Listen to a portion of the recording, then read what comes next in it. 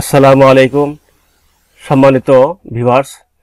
আজকে আমি একটা নতুন ভিডিও নিয়ে এসেছি। আজকের ভিডিওতে আমি দেখাবো অর্থাৎ 1 জুলাই 2024-এ ইনক্রিমেন্ট পাবে না যেসব চাকরিজীবী। আজকে এটি হচ্ছে আমার মূল বিষয়। তাহলে আমি আর বেশি কথা না বাড়িয়ে আমি মেইন কাজে চলে যাচ্ছি। দেখি ইনক্রিমেন্ট না পাওয়ার জন্য কী কী কারণ রয়েছে।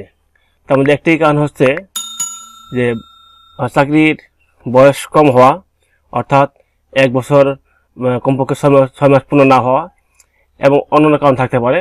তাহলে আমি দেখি আইনে কি বলা আছে, অর্থাৎ চাকরির বিধি অনুসারে চাকরি না পাওয়ার, ইনক্রিমেন্ট না পাওয়ার যে কারণটি রয়েছে আমি সেটা একটি আলোচনা করবো আজকে।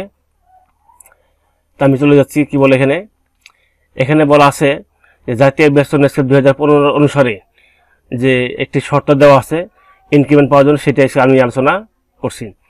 জাতীয় বেতন স্কেল 2015 এর অনুচ্ছেদ 11(1)(a) বলা হয়েছে, তবে শর্ত থাকে যে নতুন যোগদানকৃত কোনো কর্মচারীর কোয়ালিফাইং চাকরির মেয়াদ ন্যূনতম 6 মাস হইলে তিনি বার্ষিক বেতন বৃদ্ধির সুবিধাপ্রাপ্য হইবেন। অর্থাৎ চাকরির মেয়াদ যদি 30 জুন তারিখে 6 মাস পূর্ণ না হয় তিনি কিন্তু ইনক্রিমেন্ট প্রাপ্ত হবেন না।